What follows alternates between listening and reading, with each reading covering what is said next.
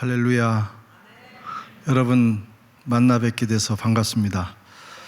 저희 교회도 청년들이 많은 교회입니다. 제가 2002년에 파리에서 교회를 개척을 했는데 초창기부터 지금까지 청년들이 헌신해서 세워나가는 교회. 물론 일반 장년도 많이 있지만 처음 시작할 때부터 또 이 코로나 기간에도 청년들이 헌신을 했어요. 한 주도 빠지지 않고 설치하고 또 분해하고 예배 드릴 수 있도록 준비를 한 교회입니다. 초창기부터 3일교회 출신들이 많이 와서 유학을 와서 열심히 기도하고 열심히 섬겼습니다. 어떤 교회인지 꼭 한번 가보고 싶었어요. 물론 명성을 들어서 알지만 꼭 이 교회 예배도 참석하고 말씀을 전하고 싶은 그런 마음이 있었는데 오늘 제 꿈이 이루어졌습니다. 정말 감사드립니다. 저는 1996년에 프랑스 파리로 유학을 간 것이 아니고 선교사로 파송이 돼서 갔습니다. 그때만 해도 프랑스, 유럽, 그것도 프랑스에서도 파리에 무슨 선교사냐, 이런 인식이 아주 팽배했어요. 저를 인선하는 인선관들도 당신은 그냥 공부하러 가는 거야, 이런 표현을 할 정도로, 심지어는 저까지도 그곳이 선교지라는 그런 인식을 갖지 못하고 교회에서 가라고 하니까 순종해서 가게 됐습니다. 그렇게 벌써 27년이 됐네요. 제 인생의 반을 거기서 이제 보낸 상황입니다. 돌아보면 저는 중대한 결정, 저는 굉장히 독립적인 인간인데 중대한 결정은 타의에 의해서 이루어진 것 같아요. 제가 크리스찬이 된 것도 태어나 보니까 크리스찬이었어요. 소위 말하는 모태신앙이라는 거죠. 제가 선택하기 전에 그 집안에 태어난 거예요. 파리에 가게 된 것도 교회에서 갑자기 가라고, 저는 한국에서 개척해서 목회하면서 선교하는 것이 꿈이었고 오랜 기간 기도를 했습니다. 그런데 갑자기 어떤 결정에 의해서 가게 된 것입니다. 목사가 된 것도 사실은 그래요. 저는 그런 생각이 없었는데 저희 어머니가 저를 큰아들로 낳고 나서 서원을 해버렸대요. 제 의견도 묻지 않고. 그 이유가 뭐냐면 처녀 때 어느 부흥회에 가서 은혜를 받았는데 그 부흥사 목사님이 너무 정말 은혜 받으니까 다 정말 존경스럽고 좋았던 거예요. 그래서 우리 아들도 저런 목사님 됐으면 좋겠다. 시집 가기 전에 그런 마음을 가진 겁니다. 그리고 그 목사님 이름이 양원용이었어요. 그래서 첫 아들을 낳고 이름을 원용이라고 지어버렸어요. 그리고 이 아들이 목사가 되기를 서원을 했다고 그래요. 어쨌든 이제 그런 중요한 결정들은 거의 다 타의에 의해서 이루어졌는데 돌아보면 그것이 큰 은혜였고 거기에 하나님의 뜻이 있었습니다. 여러분들도 그런 경우를 만날 거예요. 살다 보면 나는 원치 않는데 어떤 타의에 의해서, 어떤 상황에 의해서 그 결정을 하고 그 길로 가야 될 때 거기에는 분명히 하나님의 뜻이 있을 것이다, 이렇게 생각하시면 됩니다. 저 같은 경우는 그렇습니다. 그렇게 해서 이제 프랑스에 가서 사역을 하면서 이런저런 시간을 보내고 27년이 되면서 제가 하나님께서 왜 나를 이 프랑스로 보내셨을까? 그 하나님의 의도를 깨닫게 됐습니다. 그 중에 하나가 이 프랑스, 유럽, 프랑스가 21세기에 정말 중요한 선교지라고 하는 사실. 당시에는 사람들이 그것을 선교지라고 인정하지 않았지만 21세기에는 선교의 뉴필드입니다. 새로운 선교지가 되었습니다. 그것을 저로 하여금 보게 하셨고 깨닫게 하셨고, 그래서 하나님께서 저를 보내셨구나. 지금은 유럽이 정말 선교지입니다. 과거에는 복음이 꼽혔던 곳이고 모든 문화와 심지어는 그 국가 절기까지도 다 기독교, 우리 교회의 절기를 따라서 다 이루어져 있어요. 공휴일까지도. 그렇지만 이제 복음이 사람들의 마음에서 떠나간 상태, 무신론과 또 이슬람이 점점 세력을 얻는 상태, 교회는 텅텅 비어가는 상태. 과거에는 선교를 했던 교회가 이제는 선교를 받아야 되는 그런 상황이 됐습니다. 얼마나 자존심이 상하겠어요. 유럽의 크리스찬들이, 특별히 프랑스 교회의 목회자들을 만나면 과거에 자기들의 역사를 알고 있는데 이제 이렇게 된 거에 대해서 굉장히 가슴 아파합니다. 그러면서도 이제 우리가 선교지가 됐다. 이제 여기 와서 당신들만 한국인들끼리 모여서 신앙생활 하지 말고 우리 심장부에 깊이 들어와서 우리를 위해서 기도하고 우리와 함께 이 프랑스 교회가, 유럽 교회가 다시 일어날 수 있도록 협력해달라. 이게 선교입니다. 그것을 공식적으로 요청하고 있는 상황이에요. 하나님께서 이때를 위해서 보내셨다 하는 것을 이제 나이가 들어서야 깨닫게 된 것이죠. 또 하나는 하나님이 또 왜 저를 그곳에 보내셨을까? 개인적으로 놀라운 보물을 하나 캐서 한국 교회에 소개를 해라. 그런 뜻을 가지고 보내셨다고 알게 됐어요. 제가 프랑스에 가서 처음 프랑스에 갔을 때 개신교 인구가 1.9%였어요. 지금은 3.2%로 늘어났습니다. 그 늘어난 이유는 현지인이 늘어난 것이 아니고 우리 같은 이방인 교회들이 부흥을 했어요. 중국 교회도 많이 부흥을 했고 아프리카 교회도 많이 부흥을 했어요. 그렇게 이제 교회가 약한 나라였기 때문에 여기에 뭐가 있을까? 그런데 가서 보니까 정말 우리 개신교도들에게 소중한 보물, 내가 가진 것을 다 팔아서라도 그 보물을 차지하기 위해서 그 밭을 사야 될 만큼 중요한 보물이 하나 있더라. 그 보물이 위그노라고 하는 보물이었습니다. 그래서 그걸 발견하고 그것을 오는 분들에게 소개하고 하다가 작년에 책으로 그것을 쓰게 됐습니다.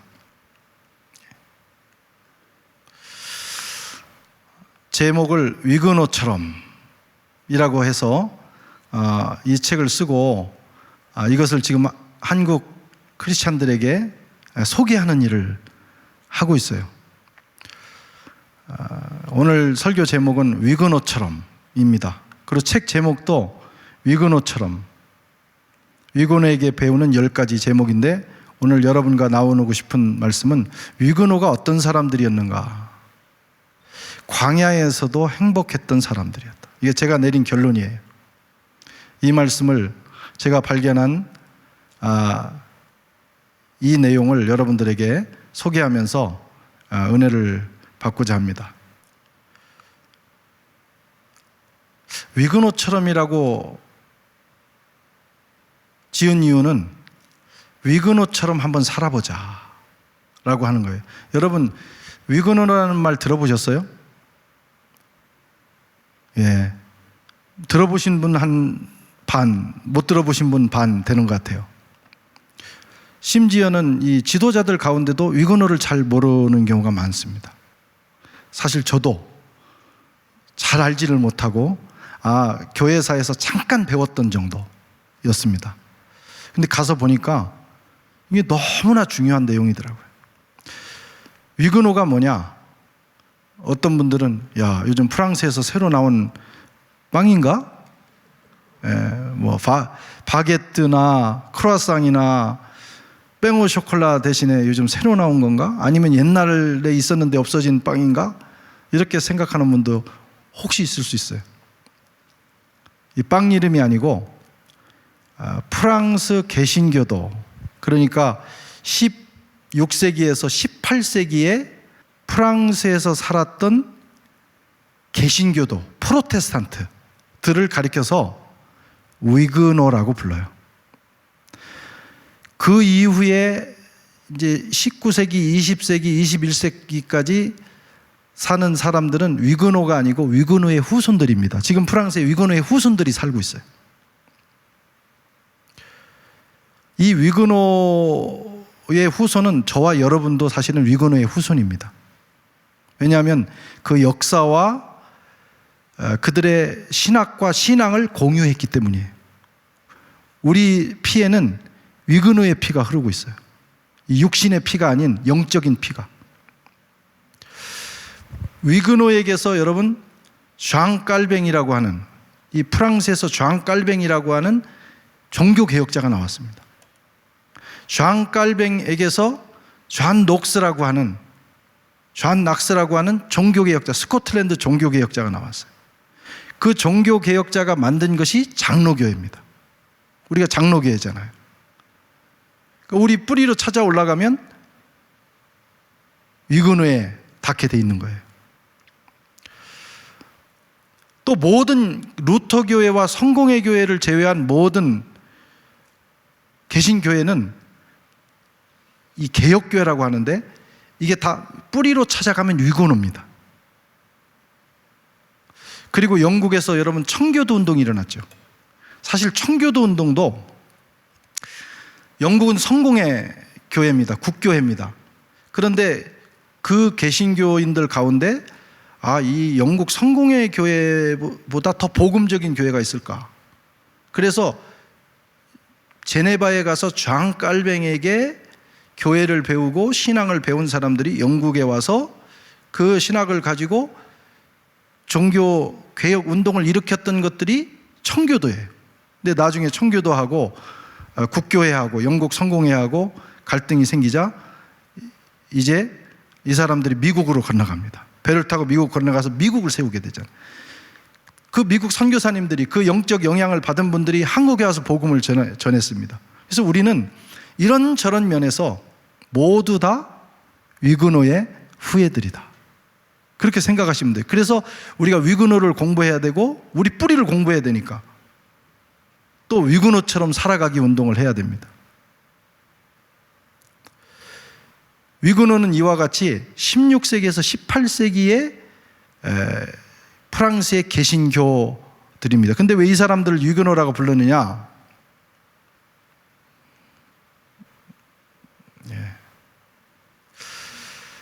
위그노라고 하는 본래 말은 독일어의 동맹이라는 말에서 왔어요. 그 말을 나중에 프라이부르그, 벨은, 제네바, 이제 제네바에서 장 깔뱅이라는 프랑스 종교개혁자가 종교개혁을 하는데, 거기서 종교개혁을 하면서 이 세 껑똥을 묶어서 동맹을 맺습니다. 종교개혁 동맹을 맺는데 그것을 위그노라고 하는 동맹 이름을 붙였어요. 그러다가 나중에 어떤 계기에 의해서 이제 프랑스에서 살고 있는 프랑스 개신교도들을 위그노라고 부르자. 앙부아제라는 성이 있어요. 프랑스에 가면, 파리 중서부로 가면 샤토들라 로아르라고 해서 그 고성가가 쫙 펼쳐지는데, 그 중에 앙부아제라는 성에 주로 왕들이 가서 거기서 머물렀습니다. 파리에 있는 루브르에는 업무차 올라오지만 주로 거기에 있었어요. 그런데 박해를 받던 프랑스 개신교도들이 반란을 일으킵니다. 그래서 왕을 체포하고 또 그 기즈가라고 하는 당시에 프랑스를 종교적으로 지배하고 있던 캐톨릭 동맹의 그 형제들을 체포하려고 하는 그런 이제 반란을 계획을 세우다가 그게 발각이 됩니다. 그래서 많은 사람들이 처형이 되는데 그 반란을 위해서 이 개신교도들이 모였던 성이 공교롭게도 위그노라고 하는 성이었어요. 그래서 이런 게 다 맞아 떨어지면서 저놈들을 위그노라고 하자. 그래서 프랑스 개신교도들을 이렇게 위그노라고 1560년에 부르게 됐습니다. 자, 이게 뭐냐면 뭐 같아요? 훈장 같기도 하고 이게 위그노 십자가입니다. 그러니까 프랑스인들은 십자가를 만들어도 예술적으로 만드는 거예요. 그 예술의 그 DNA가 있는 거죠. 자, 저 십자가인데 그 8개의 봉우리가 있어요. 그 끝에, 십자가 끝에, 그것은 팔복을 의미합니다. 자기들이 추구하는 가치. 오늘 제가 읽었던 팔복 중에 하나를 읽었죠. 그 다음에 그 십자가 사이사이에 그 백합 문양이 4개가 있습니다.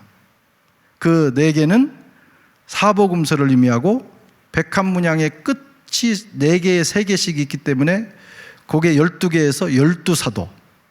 그러니까 우리는 사복음서에 나타난 복음과 12사도가 전해준 복음을 따른다 하는 것을 여기에 표현을 했고, 그 백합 때문에 만들어진 그 안에 빈 공간이 하트입니다. 사랑의 마음을 갖는다, 또 열린 마음을 갖는다, 이런 여러 가지 의미를 담았고, 이 모든 것을 이끌어 가시는 분은 성령님이시다. 그래서 밑에 비둘기를 이렇게 달아서 성령을 표현을 했습니다. 그런데 이 십자가를 지금도 위그노의 후손들은 달고 다닙니다. 그 블로찌로 만들기도 하고 아주 예쁜 목걸이로 해서 달기도 하고, 또 사무실에 가면 사무실에 달아놓고 이 집에 가면 이 사람은 위그노의 후손이다 딱 알아요. 심지어는 이렇게, 제가 어느 위그노의 집에서, 위그노의 후손 집에서 찍은 겁니다. 자기 쌀인문 앞에 이렇게 달아놨어요. 제가 이걸 보면서 어떤 생각을 했냐면, 이 사람들은 자신들의 조상과 자신들의 역사를 부끄러워하지 않는다. 지금은 아주 소수로 오랜 기간 박해를 받으면서 다 해외로 떠나고 뿔뿔이 흩어지고 해서 지금은 아무 힘이 없는 그런 존재들로 남아있지만, 자신들의 역사와 자신들의 조상에 대해서, 조상들이 믿었던 그 신앙에 대해서 이 사람들은 부끄러워하지 않는다.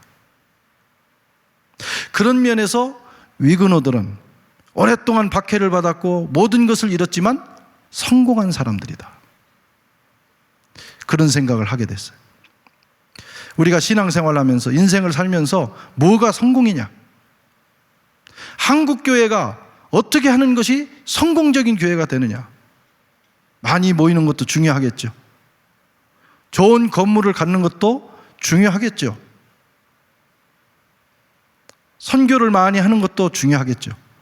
다 중요한 일들이 많습니다. 그러나 제일 중요한 건 뭐냐면, 우리 다음 세대가, 지금 여러분 세대가 우리 세대를, 또 여러분의 세대를 여러분의 다음 세대가 어떻게 평가하느냐? 부끄러워할 것이냐? 아니면 자랑스럽게 여길 것이냐? 많은 것을 이루고 많은 업적을 쌓고 많은 외적인 성공을 했을지라도 내 후손들이 우리 신앙과 우리 교회를 부끄러워한다면 그건 실패라고 생각해요. 하지만 이 땅에 있는 동안 복음을 위해서, 예수를 위해서 우리가 복음 전하다가 선교하다가 어려움을 당하고 그렇게 했다 할지라도 우리 후손들이 그것을 자랑스러워하고 가슴에 새긴다면 우리는 신앙적으로 성공한 사람들입니다. 성공에 대한 기준이 바뀌어야 되겠다. 이 위그노들은 후손들이 자랑스럽게 여기는 사람들입니다. 제가 이걸 발견하게 된 거예요. 그리고 이것을 책에 담아서 여러분들에게 소개를 하고 있습니다. 기회가 되시면 꼭 한번 읽어보시기를 바랍니다. 종교개혁 500주년이 지났어요. 아주 대대적인 행사를 했습니다.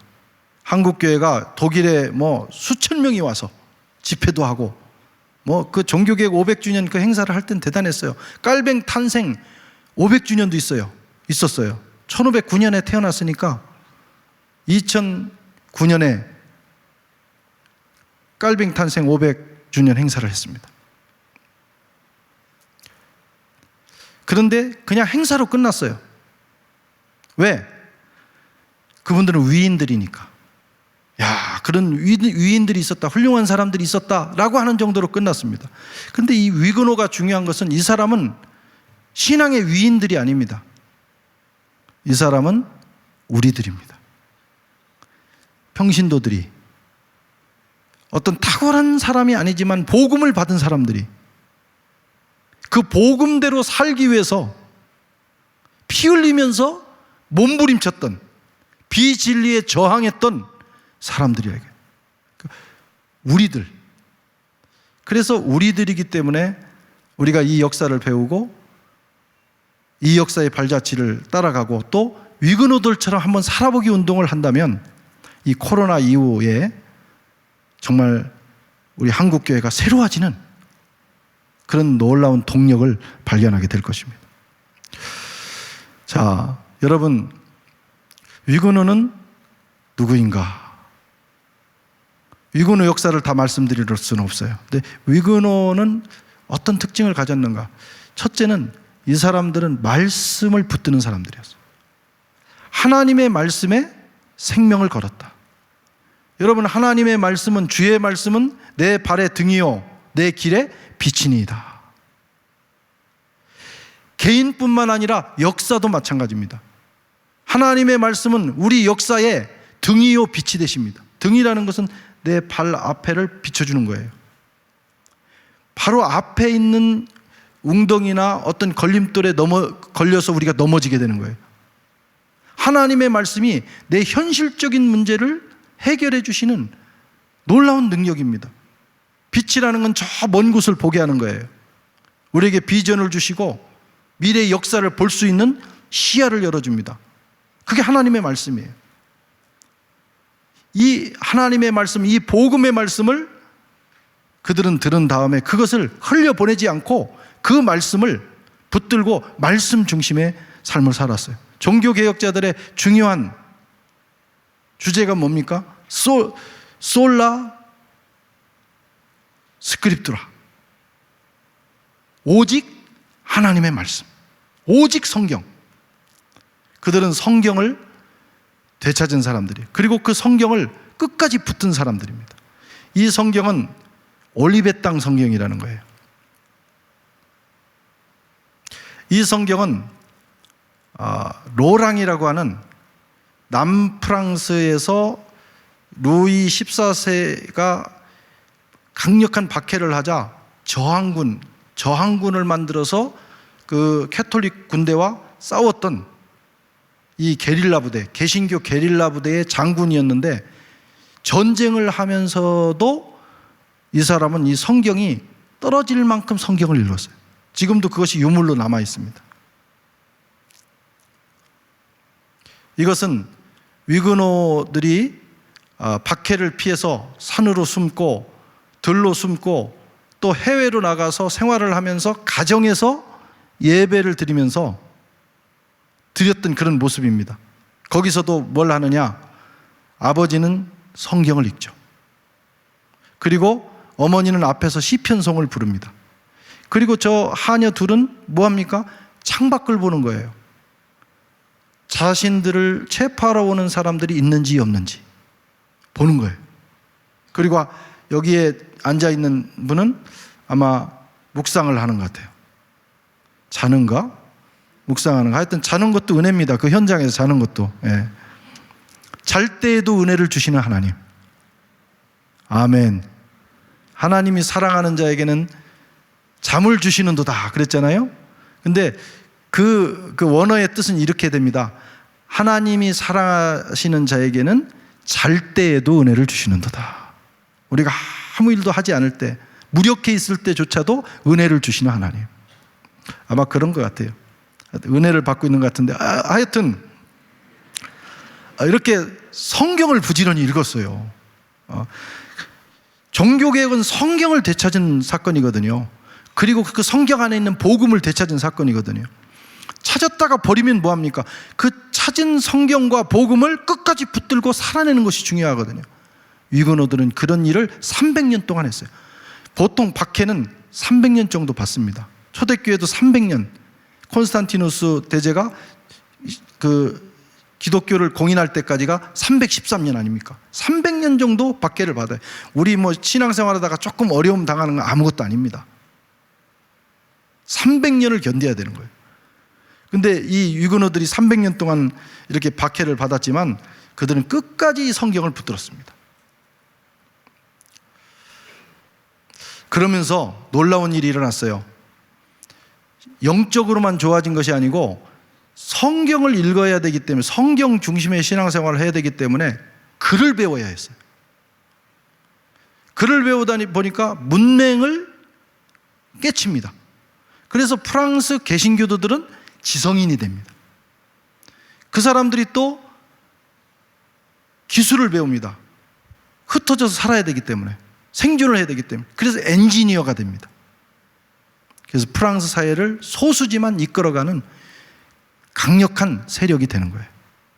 또 이 박해를 피해서 해외로 갔던 이 위그너들은 그 지식과 그들의 신앙과 지식과 기술을 가지고 해외로 흩어져서 독일의 베를린이라는 도시를 일으켜 세워서, 나중에 그 베를린이라는 도시가 그 브란덴부르크라는 지역인데, 그 브란덴부르크를 중심으로 프로이센이라는 아주 강력한 나라가 됩니다.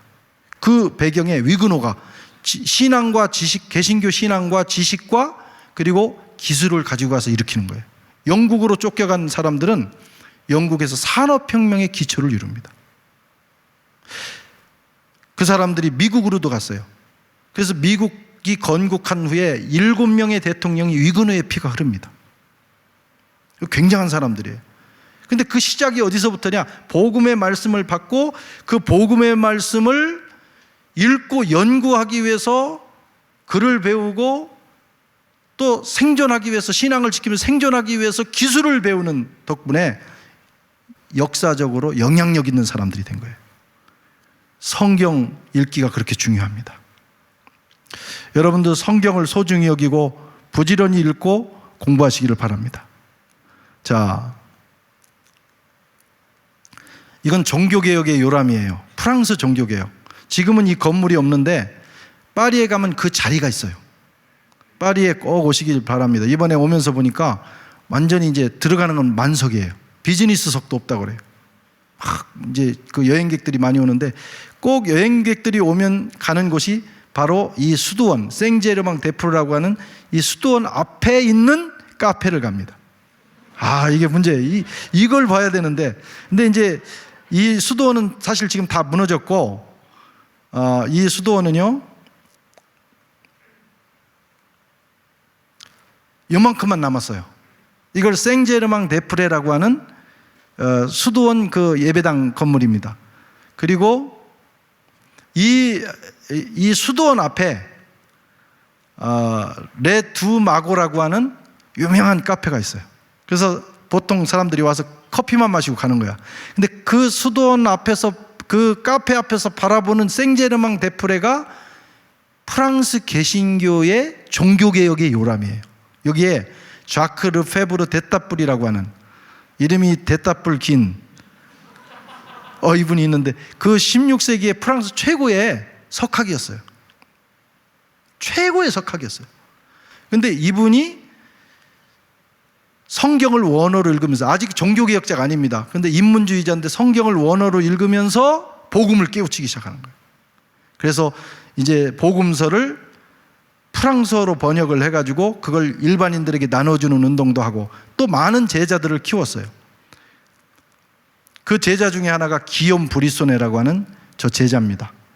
그리고 기욤 파렐이라고 하는 또 제자도 키웠는데, 이 사람은 나중에 깔뱅을 제네바의 종교개혁자로 만드는 사람이 됩니다. 그래서 이 자크 르페브르 됐다 중요한데,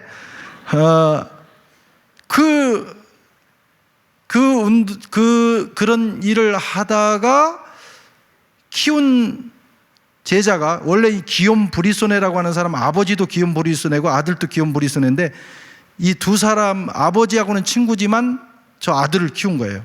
근데 이 기욤 브리소네가 저 수도원에 아버지도 원장이 되고 아들도 원장이 됩니다. 근데 이 두 사람이 스승으로부터 복음을 들은 다음에 성경을 또 읽은 다음에 보니까 이 교회가 성경대로 되지 않는 거예요. 그리고 신부들이 성경대로 하지 않는 거예요. 그래서 그 아버지 기욤 브리소네는 자기의 전 재산을 다 팔아서 교회 쇄신운동을 일으킵니다. 그러다가 쫓겨나요. 근데 아들이 워낙 또 실력이 있으니까 아들이 다시 수도원장이 돼요. 그래서 또 신부들을 막 비난하고 교회를 비난하고 교황을 비난하고 교회를 새롭게 하려고 하다가 쫓겨나. 그래서 저 파리 북쪽에 40km 떨어진 모라고 하는 곳에 가서 거기 주교가 되는데, 거기에 이 대따불과 그리고 많은 사람들이 또 거기 모여가지고 성경을 읽고 기도하면서 종교개혁운동을 일으키는 거예요. 그걸 모그룹이라고 합니다. 거기서 개신교, 프랑스 개신교가 탄생을 하게 됩니다. 그 현장이 바로 그 생제르망 데프레인데, 꼭 파리에 오시면 그 앞에 카페에서 커피를 마시면서 이 사실을 보시고 그 안에 들어가서 한번 보시면 좋습니다. 자, 그 생제르망 데프레에서 일어났던 종교개혁 운동도 하나님의 말씀을 읽기 시작하면서 일어난 거예요. 하나님의 말씀을 읽으면 개혁이 일어납니다. 예, 기도만 하면 안 돼요. 말씀을 읽어야 돼요. 그래야 기도도 파워풀해요. 이 사람은 올리베땅이라는 사람이에요. 장 깔뱅의 사촌입니다. 최초로 성경을 프랑스어로 번역해서 출판했어요. 그래서 올리베땅 성경이라고 하죠. 에스티엔느라는 사람이 있었어요. 오늘날로 말하면 출판사 사장님이에요. 여기 출판업을 혹시 하시는 분들, 그 당시에는요 굉장히 그 하이 클래스였어요. 이 출판사 이 사장님이 왕이 가서 직접 만날 정도로, 왕하고 친구가 될 정도로. 근데 이 에스티엔느라고 하는 사람이 종교개혁 서적과 성경을 출판하다가 이제 쫓겨나서 나중에는 제네바에서 사역을 하다가 이제 죽게 됩니다. 대표적인 사람인데, 요때 이 출판을 하다가 요때 만들어진 게 뭐냐면, 그 활자를 가지고 이제 성경을 출판을 그 인쇄를 하다 보니까 여러 가지 뭐 하다가 뭐 어떤 사람이 졸다가 또 엎어먹으면 다시 일을 해야 되고 아주 복잡한 일이 있어서 그걸 효과적으로 출판을 하기 위해서 붙인 게 뭐냐면 신약, 신구약 성경의 절입니다. 절. 여러분들이 성경 읽으면 몇 장 몇 절 그러잖아요. 그 절을 요때 붙인 거예요. 저 출판업자가. 자, 이 사람들이 성경을 번역하고 또 종교개혁 그 서적을 보급하면서 프랑스의 종교개혁이 이제 활성화되기 시작했어요. 자, 이것은 유명한 그림인데요. 르 포아 드 라 비블, 성경의 무게라는 뜻이에요. 저는 처음 파리에 가서 깔뱅의 생가를 방문했다가 이 그림을 보고 막 가슴이, 심장이 터지는 줄 알았어요. 집에 돌아오는 때까지 이 심장이 뛰고 막 몸이 뜨거워지고 감동이 오는데, 이 그림 한 장이 주는 그런 역사였어요. 성경의 무게. 이건 종교개혁 정신을 보여주는 그림인데요. 저울에 한쪽에는 성경이 있고 한쪽에는 심지어는 마귀까지 올라갔어요. 그 종교 지도자들이 다 올라갑니다. 세속의 권력자도 올라가요. 그러나 세상의 모든 힘을 다 거기다 올려놔도 성경 하나만큼의 가치와 무게가 없다. 성경의 무게가 최고다. 성경의 가치가 최고다. 종교개혁은 그 정신입니다.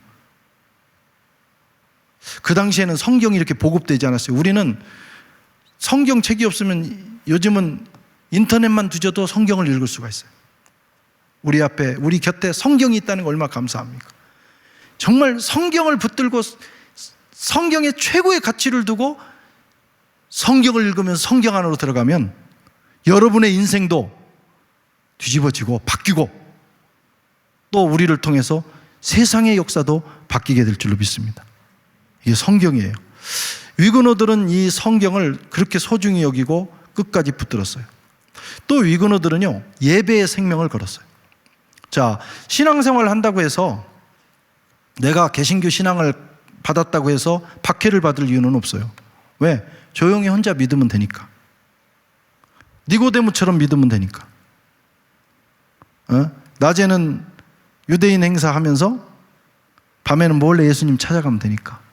박해받을 일이 없어요. 실제로 이 위그너의 역사에는 그 니고데모파가 있었어요. 하도 박해가 심하니까 낮에는 캐톨릭으로 전향한 것처럼 하고 저녁에는 가족들이 모여서 위그너 예배를 드렸어요. 그것도 최소한 그렇게 한 사람도 훌륭하다고 봅니다. 그래서 그 사람들을 니고데모파라고 그래요. 니고데모가 들으면 열받을지 모르겠다. 어쨌든 자기가 신앙을 마음으로만 가지고 있으면 박해를 받을 이유는 없어요.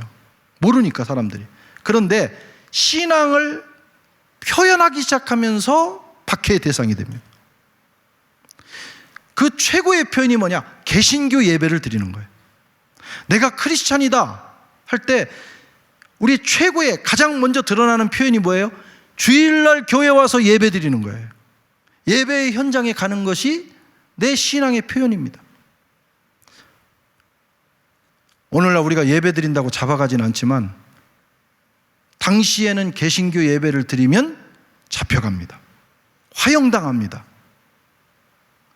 끌려서 노예선에 끌려갑니다. 3년을 못 견디고 다 죽습니다. 모든 것을 잃어야 합니다. 그러나 그들은 예배를 포기하지 않았어요. 예배를 드렸습니다. 이 코로나 기간에도 예배를 포기하지 않고 예배를 드린 여러분들을 축복합니다. 하나님은 그걸 기뻐하시는 거예요. 근데 위그너들은 예배자가 되는 것 때문에 박해를 받지만 박해를 두려워하지 않고 끝까지 예배를 드린 사람들이. 그들은 산으로 가면 산에서 예배를 드렸습니다. 이 산에서 예배 드리는 거예요. 그들은 광야로 가서 광야 예배를 드렸습니다. 이건 남불의 세벤느라고 하는 지역에 있는 광야에서 예배 드리는 장면입니다. 저기 보면 여러분 잘 보일지 모르겠는데 저 꼭대기에 보면 우산을 쓰고 있는 사람이 있어요. 그리고 밑에도 우산을 쓰고 있습니다. 양산이 아닙니다. 그냥 햇빛 가리는 목적이 아니고 우리나라 봉화 같은 거예요. 표시.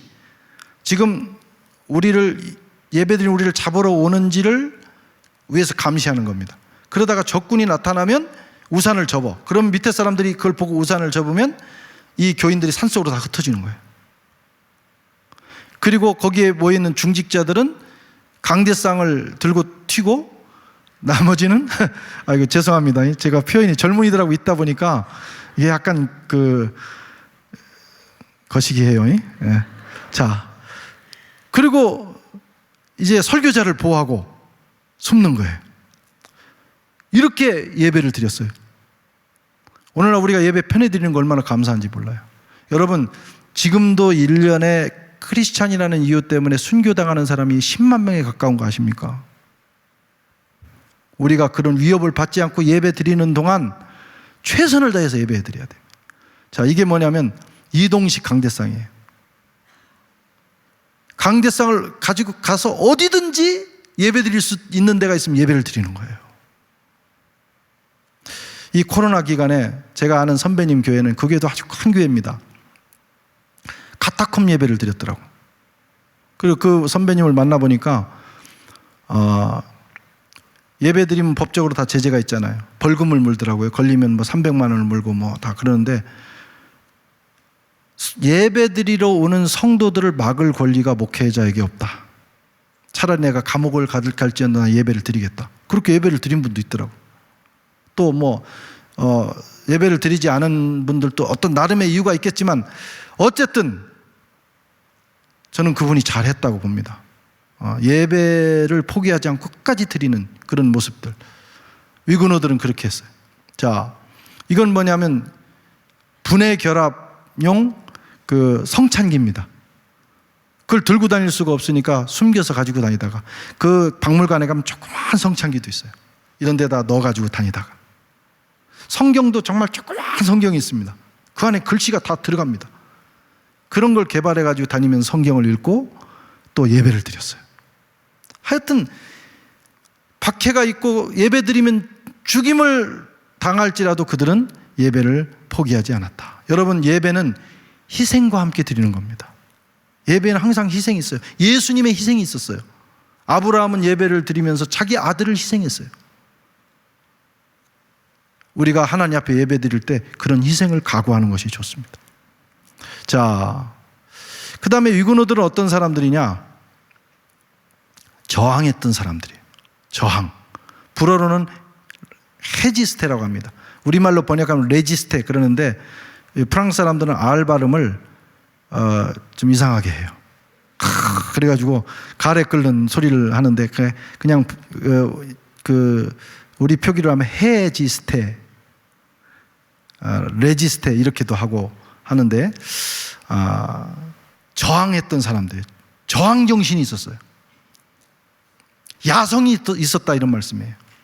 크리스찬에게 뭐가 있어야 되느냐? 이 헤지스테 정신이 있어야 돼요. 야성이 있어야 된다는 거예요. 불의를 보거나 비진리를 봤을 때 타협하지 않고 분연히 일어나서 저항하는 정신, 그것이 크리스찬의 힘이고 매력입니다. 여러분 옆에 보이는 이 그림은 1572년 8월 24일 날 파리에서 일어났던 대학살 사건이에요. 이 역사를 기록한 그 영화가 라 헨느 마흐고라는 마고 여왕이라고 우리나라에 그 더빙되어 있는 그 영화인데 넷플릭스에 들어가면 꼭 보시면 좋습니다. 꼭 한번 보세요. 그 당시에 개신교도가 얼마나 잔혹하게 학살을 당했는지가 나옵니다. 하루에 파리 한복판에서 3,000명이 학살을 당합니다. 그리고 그 시신을 강에 던졌는데 그 세느강이 다 피로 물들었어요. 거기에 던진 이유가 시신이 떠내려가면서 르하브르까지 떠내려가면서 그 시신을 보는 사람마다 개신교 신앙, 복음 신앙을 갖는 사람들은 이렇게 돼. 그 경고로. 근데 그 떠내려가던 시신이 미라보 다리 근처에 있는 그 언덕에 걸리게 돼요. 그 시신을 건져서 묻었던 현장이 에펠탑입니다. 나중에 프랑스 대혁명 100주년을 기념해서 거기에 에펠탑을 세우기 위해서 그 시신을 나중에 이장을 하는데 그 자리예요. 그러니까 우리가 에펠탑 올라갈 때는 이후로는 여러분들은 경건한 마음으로 올라가셔야 됩니다. 거기에 우리 신앙의 조상들이 묻혔던 곳이다. 그런 이제 아픔의 역사가 있었어요. 이때 많은 위근호들이 생명을 부지하기 위해서 영국으로 갑니다. 또 그 다음에 프랑스에 대대적인 박해가 있었는데 누구냐면 루이 14세예요. 태양왕. 이 사람이 엄청난 업적도 있었지만 위근호들에게는 가장 잔혹했던 왕이에요. 자기 할아버지가 세웠던 낭트 칙령, 그러니까 개신교에게 신앙의 자유를 주는 칙령을 87년 만에 퐁텐블로 칙령을 통해서 해지를 합니다. 그리고 그때부터 102년 동안 무시무시한 박해, 하여튼 박해를 했다면 이 사람도 100년을 넘기는 거예요. 102년 동안 박해를 받게 되는데 이 사람 또 오래도 살았어요. 그 무시무시한 박해를 받을 때 이제 개신교도들이 거의 절면하다시피 해외로 다 떠나가게 됩니다. 그래서 그 중에 일부가 남프랑스 광야로 숨어서 신앙생활을 하고 나머지는 다 해외로 흩어지고, 그리고 낮에는 캐톨릭, 밤에는 위근호, 이렇게 니고데모파가 일부 생기고, 그래서 요 기간, 이 102년 동안 최고의 그 박해를 받은 기간을 프랑스 광야 교회 시대라고 합니다. 그 시대를 역사가 그렇게 규정을 했어요. 그렇게 박해를 하다 보니까 그때 박해를 받고 어려울 때 꼭 어떤 운동이 일어나면 성령 운동이 일어나요. 그리고 종말론 운동이 일어나요. 저 어린아이들과 여성 그룹들이 예언을 시작하고, 오늘날 막 기도하면서 뭐 쓰러지고 뭐 방언하고 하는 거 이때 다 있었어요. 그리고 성령 운동이 일어나고, 주님이 곧 오신다고 하는 그런 종말론 운동이 일어나고, 그 영향을 받은 사람들 중에 또 어떤 일이 일어나냐면 너무 박해를 심하게 하니까 우리가 이럴 수 없다, 무력으로 저항하자. 그래서 무력으로 헤지스테하는 그룹이 일어나는데, 요 세 번째 있는 요게 바로 까미자르라고 하는 게릴라 부대가 만들어져요. 낮에는 일하고 밤에는 군대가 되는 거예요. 근데 얼마나 싸움을 잘했는지, 이 농부들이 얼마나 싸움을 잘했는지, 루이 14세 총사령관이 나중에 여기에 와서 협상을 할 정도였어요. 3년 견디다가 결국은 다 무너집니다. 남프랑스 상당 부분을 정복했는데 나중에는 속아서 협상을 하고 이제 무너지고 잡혀 죽게 돼요. 어쨌든 이런 이제 무력 저항이 일어났어요. 근데 이 무력 저항은 오래 가지는 못합니다. 기독교적 저항은 아니에요. 그러나 가만히 있지는 않았어요. 무력 저항뿐만 아니라 비폭력 저항을 일으킨 사람이 있어요. 그 사람이 누구냐면 이 마리 뒤랑이라는 여자예요. 이 사람은 위그노의 가정에서 태어났어요. 저처럼 태어나 보니까 위그노의 가정이에요. 오빠가 광야교회 목사예요. 아버지 엄마가 너무 신실한 위그노. 근데 그 집에서 예배를 드리다가 발각돼서 오빠는 몽펠리에 광장에서 교수형 당하고, 그리고 아버지 어머니도 감옥에 갇혔다 결국 죽게 되는데, 이 여자는 18살에 저 해변가에 있는 애기 목들하고 하는 그 해변 감옥에 갇힙니다. 이게 망대입니다. 겨울에는 엄청 춥습니다. 이거 돌로 된 감옥인데 여기서 38년을 갇혀 있어요. 38년. 꽃다운 나이에 들어가서 평생을 거기서 사는데 얼마나 마음에 갈등이 많겠어요. 거기에 함께 갇혀있던 위건우 여성들도 있었습니다. 거기서 지도자가 돼요. 그런데 마음이 흔들릴 때가 있잖아요. 누구든지. 그 마음이 흔들릴 때 이 마리 뒤랑이 그 가운데 있는 그 장소에, 물을 길어 올리는 장소에 헤지스테라고 하는 글을 썼습니다. 지금도 가보면 있어요. 저항하라. 비진리에 저항하라. 비복음에 저항하라. 우리가 여기 공연히 들어와 있는 것이 아니다. 복음을 위해서 들어와 있는 것이다. 흔들리지 마라. 자신도 저걸 보면서 마음을 가다듬었고 주위 사람들도 마음을 지키게 했어요. 38년을 복역하다가 나중에 이제 자유의 몸이 됩니다. 그리고 10년 살다가 죽게 되는데, 그보다 더 오래 있었던 여인도 있어요. 헤지스테. 지금도 프랑스인들은 이 여인을 우리가 유관순 누나, 우리나라 그 독립운동 그 일제시대 생각하면 유관순 누나를 상징하듯이 그 개신교도들, 프랑스 개신교 마음속에 별처럼 빛나는 여인입니다. 지금도 이 사람이 그들의 자랑이에요. 20세기에 나치가 프랑스를 먹어요. 그래서 정부가 무너지고 비시 정부라고 그래서 어용 정부가 생겨요. 독일의 이 아부하는. 프랑스를 다시 독립시킨 사람들은 레지스탕스들입니다. 헤지스테의 명사형이 레지스탕스예요. 지금도 빵떼용에 금년에도 두 사람이 들어갔는데 레지스탕스가 들어갔어요. 영웅망 들어가는 그 무덤입니다. 프랑스인들에게 중요한 사람들이 레지스탕스인데, 레지스탕스의 역사적 뿌리가 어디에 있느냐? 까미자르와 그리고 이 헤지스테입니다. 그래서 그 2차 대전 때 남프랑스에 있는 그 위고노의 후손들이 유대인들을 많이 보호해주고 레지스탕스에서 활동한 사람들이 많습니다. 우리는 영적 레지스탕스의 피를 가진 사람들이에요. 흐물흐물 무력하게 살면 안 됩니다. 기독교는 모든 걸 양보하고 온유하고 양처럼 살아야 되지만 어떤 상황에서는 눈을 부릅뜨고 일어나야 됩니다. 하나님의 말씀에 어긋날 때, 비진리가 강요될 때, 불의가 강요될 때 그리스도인은 벌떡 일어나서 레지스트 해야 됩니다. 특별히 청년들이 그런 정신을 가져야 역사의 미래가 밝은 것이죠. 우리는 그 후예들이에요. 레지스트의 후예들.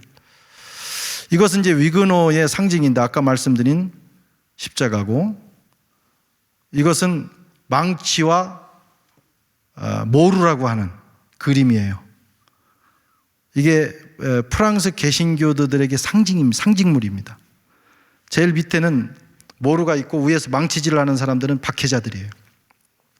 그 위에 쇠처럼 놓여 있는데 잘 보면 사람입니다. 피할 수 없는 박해 상황에 놓여 있는 위그노를 얘기해요. 그 둘레에 프랑스 말이 써 있는데 제 책에 자세히 기록을 해놨습니다.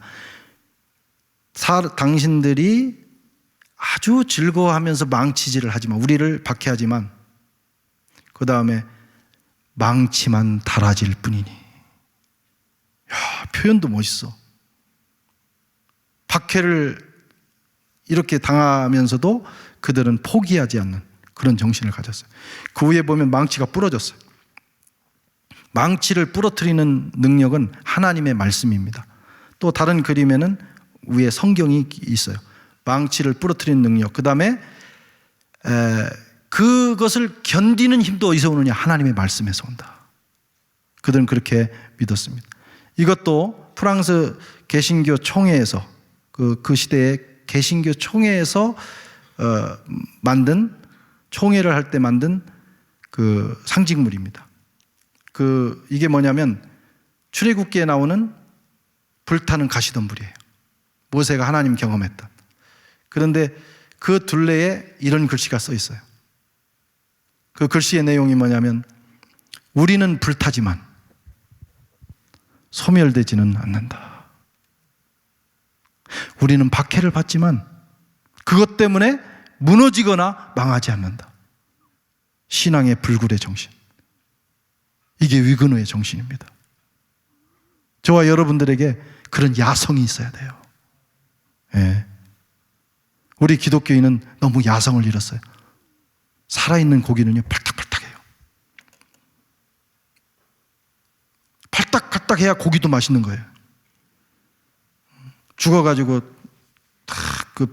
허연 배 둥둥 드러내놓고 둥둥 떠가는 고기는 맛도 없을 뿐만 아니라 먹고 싶지도 않아요. 개신교인들의 매력이 뭐냐? 이런 상황에 살아나야 돼요. 이게 영적 야성입니다. 비진리와 불의에 대해서 저항하는 정신.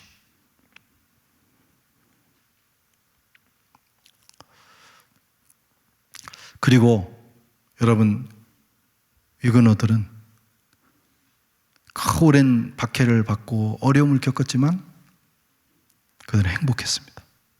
저는 그 공부하고 연구하고 또 그 현장을 밟으면서 너무 힘들었어요. 처음에는 마음이. 그 화형당하는 이야기, 고통당하는 이야기를 설명하고 읽을 때마다, 야, 나 같으면 견딜 수 있을까? 너무 우울하다. 이런 생각을 했는데, 남프랑스에 가면 광야 박물관이 있어요. 그 박물관에 방마다 가면 처음부터 박해당하는 얘기가 쫙 펼쳐지다가 마지막 방에 가면 그 방이 환하게 그 조명이 돼 있으면서 벽에다가 바로 이 말씀을 기록해 놨어요. 의를 위하여 박해를 받는 자는 복이 있나니 기뻐하고 즐거워하라. 하늘에서 너의 상이 큼이라. 불어로 보내 행복. 위그노들은 그 오랜 기간 박해를 받았지만 불행하다고 생각하지 않았어요. 왜? 의를 위하여 살았기 때문에. 그들은 행복했습니다. 그들은 역사의 결론을 그렇게 내리고 있어요. 우리는 비록 박해를 오랫동안 받았지만 행복한 사람들이다. 여러분은 행복하십니까? 행복 추구권, 우리 헌법에도 보장돼요. 누구나 행복하고 싶어요. 그죠? 사랑과 행복, 모든 사람이 추구하는 거예요. 물론 이 20, 30대는 사랑을 더 추구하더라고. 근데 이제 나이가 들면 더 행복을 추구해요. 행복 중요합니다. 제가 짓궂게 밥 먹다가 가끔 물을 때가 있어요. 요즘 어떻게 행복해요? 이렇게 물으면 상당히 당황하는 사람들이 많습니다. 제 눈을 보십시오. 여러분은 행복하십니까? 대답이 없네. 왜 불행하십니까? 왜 우울합니까? 위그노들은 행복했어요. 그들이 사는 목적이 분명했기 때문에, 예수를 위하여, 복음을 위해서 살았기 때문에, 그리고 그렇게 해서 사는 것이 하나님 나라에 상급을 쌓는 힘을 또 알았기 때문에, 주님이 가신 길을 따라가는 길이기 때문에, 그렇게 살다가 주님 만나면 더 기쁠 것을 알았기 때문에 그들은 행복했어요. 우리의 행복 조건이 외부에 있지 않습니다. 성공하는 거 중요합니다. 돈을 많이 버는 거 중요합니다. 그것도 잠시 기쁨을 줄 수 있어요. 그러나 우리 크리스찬들에게 행복의 첫 번째 조건은 하나님입니다. 하나님이 나와 함께 계시기 때문에 행복한 거예요. 복음이 있기 때문에 행복한 거예요. 신명기 33장 29절에 모세는 이제 마지막 신명기에서 그 백성들을 향해서 이렇게 선언합니다. 이스라엘아, 너는 행복한 자로다. 너같이 구원 얻은 백성이 어디 있느냐?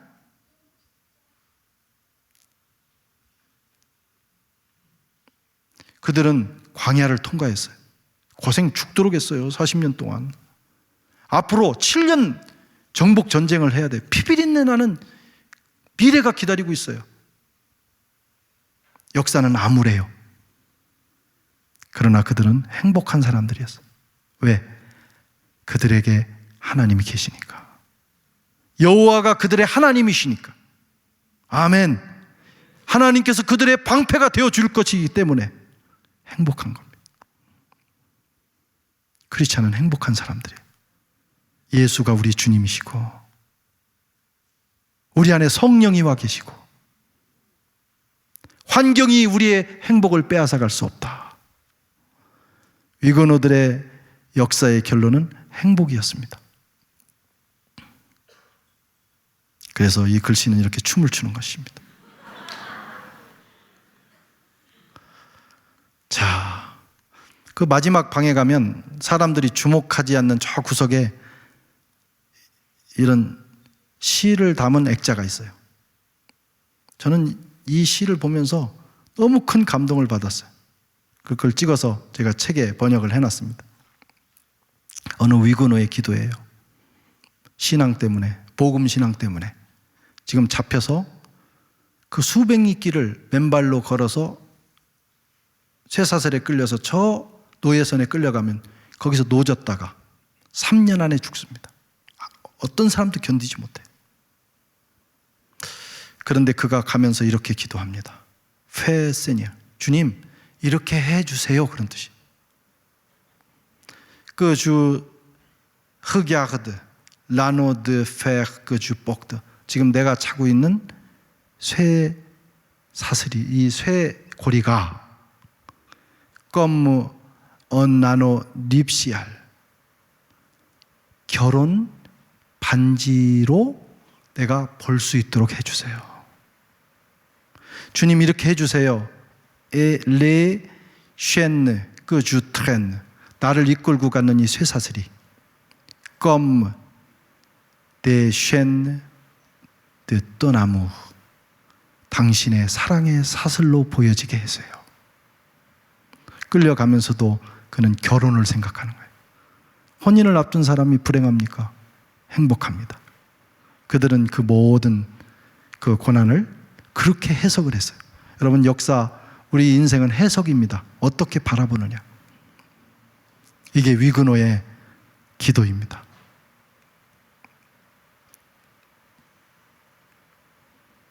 주님, 저로 하여금 저를 묶고 있는 이 새 고리를 혼인 반지로 보게 하시고 나를 끌고 가는 이 쇠사슬을 당신의 사랑의 사슬로 보게 하소서.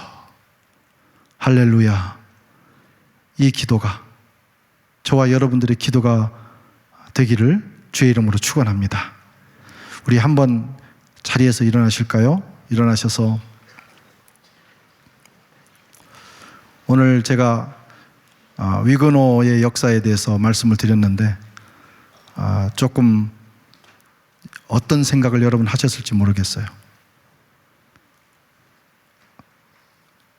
마음에 떠오르는 생각을 가지고 여러분 기도하시되 특별히 정말 우리 신앙의 조상이었던 위근호처럼 우리도 말씀 중심, 예배의 생명을 사는 인생이 되게 하여 주시옵소서. 또 불의에 대해서 저항할 수 있는, 또 비진리에 대해서 저항할 수 있는 용기를 주시옵소서. 그리고 예수 때문에, 복음 때문에 행복하다는 사실을, 내 존재 자체가 행복하다는 사실을 알고 늘 감사하며 살게 하여 주시옵소서. 이 기도를 우리가 하나님 앞에 한번 드리도록 하겠습니다. 다 같이 기도하겠습니다. 살아계신 하나님 아버지, 오 주님, 저희들이 위근호의 영적 후손들임을 저희들 알았습니다. 하나님, 그들처럼 우리가 정말 하나님의 말씀을 내 인생의 최고의 가치로 알고 말씀 중심의 삶을 살 수 있도록 하나님 도와주시옵소서.